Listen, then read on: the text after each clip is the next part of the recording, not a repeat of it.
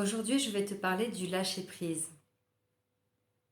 C'est quelque chose de fondamental parce que on a vraiment envie d'éduquer nos enfants de manière bienveillante, de devenir un guide pour eux. On a envie qu'ils nous écoutent, mais souvent, c'est plus fort que nous. Les émotions prennent le dessus. Et lorsqu'on voit une fois, deux fois, trois fois, 10 fois que notre enfant ne répond pas à notre demande, eh bien, la pression peut monter et peut déborder. Des fois, il va s'agir de conflits entre frères et sœurs. Et on va voir que notre enfant, par exemple, l'aîné va être maltraitant avec le petit et va avoir un comportement qu'on ne comprend pas.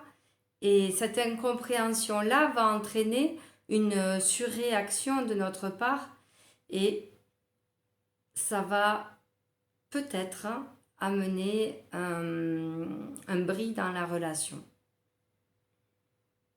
Donc aujourd'hui, ce que je voudrais, c'est de te présenter des manières de faire, des méthodes, te donner quelques outils pour arriver à garder ton self-control.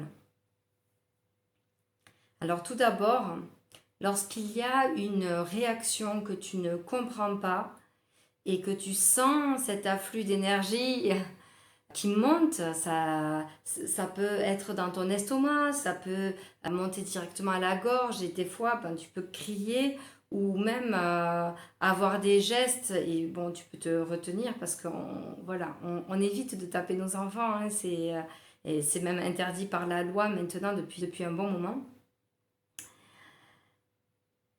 L'idée, c'est de faire un pas de côté. Voilà, je fais un pas de côté.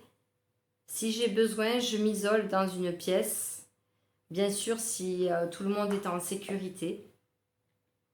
Et je vais juste observer ce qui se passe.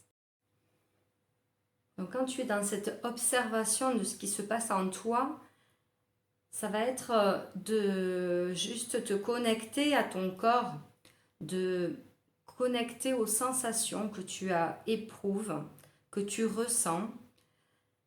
Donc les sensations, c'est quoi? Ça peut être de la chaleur, de la fraîcheur, picotement, légèreté, pesanteur.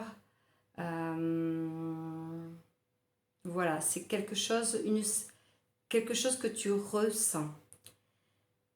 Et ce quelque chose que tu ressens, tu peux aller voir si c'est plutôt dans une partie de ton corps en particulier. Est-ce que c'est plutôt l'estomac? Est-ce que c'est plutôt le ventre, les intestins? Est-ce que c'est plutôt le dos, l'arrière du dos? Est-ce que c'est plutôt à la gorge? Est-ce que tu as une boule là? Est-ce que tu ressens un feu de colère dans l'estomac?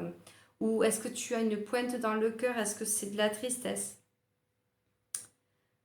Donc, ça va te permettre de voir, d'identifier l'émotion. Est-ce que c'est de la colère, de la tristesse, euh,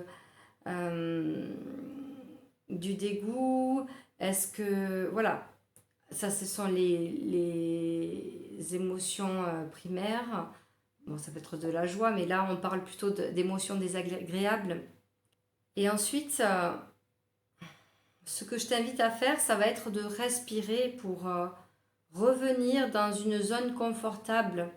Laisser passer ces sensations, tu les accueilles, mais elles ont le droit d'exister.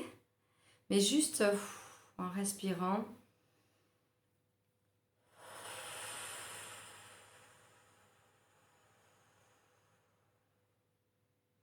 Avec un inspire plus court que l'expire, 3 secondes pour l'inspire, 7 secondes pour l'expire, ça va te permettre de te calmer, de revenir dans une zone plus confortable. Et là, lorsque tu reviens dans une zone plus confortable, tu vas être à même de commencer à analyser qu'est-ce qui se passe pour toi. Donc peut-être que c'était actuellement que tu es fatigué et que ta zone de maîtrise est toute fine. Ta zone de maîtrise, c'est celle où lorsqu'il t'arrive quelque chose, tu gardes le contrôle, tu maîtrises tes réactions. Peut-être que c'est lié, voilà, à ton état actuel, peut-être que c'est lié à des blessures du passé. Et ça, si c'est lié à des blessures du passé, tu peux comme un peu le mettre entre parenthèses en te disant, bon, ok, là je pense que j'ai quelque chose à aller creuser. Je le mets de côté, j'en prends note. Je le mets de côté pour l'instant parce que j'ai une situation avec mon enfant. Et si c'est de la fatigue, voilà, te dire, bon ben voilà, effectivement, là je suis fatiguée et je vais le communiquer à mes enfants, à mon entourage, et je vais mettre en place des actions pour pouvoir me reposer et pouvoir être plus apte à mieux réagir en fait, à avoir une meilleure capacité de réaction. Après, quelque chose que j'ai envie d'ajouter et qui est très important, c'est quoi le lâcher-prise? Le lâcher-prise, c'est de prendre conscience que tu ne peux maîtriser personne. Tu ne peux maîtriser personne. Et ça, je pense que pour les parents, c'est lorsque leur enfant commence à leur dire non, qui commence à rentrer dans la période du non à partir de 18 mois jusqu'à 3 ans, 4 ans, cette période-là qui est un petit peu difficile et parce qu'on sort du bébé tout mignon qui dépend à 100% de nous et il commence à s'affirmer, il commence à développer son caractère, son tempérament. Et là, on peut plus le contrôler. C'est une personne à part entière. On ne peut contrôler que nos propres comportements. Lorsqu'on comprend ça, on fait le premier pas du lâcher-prise.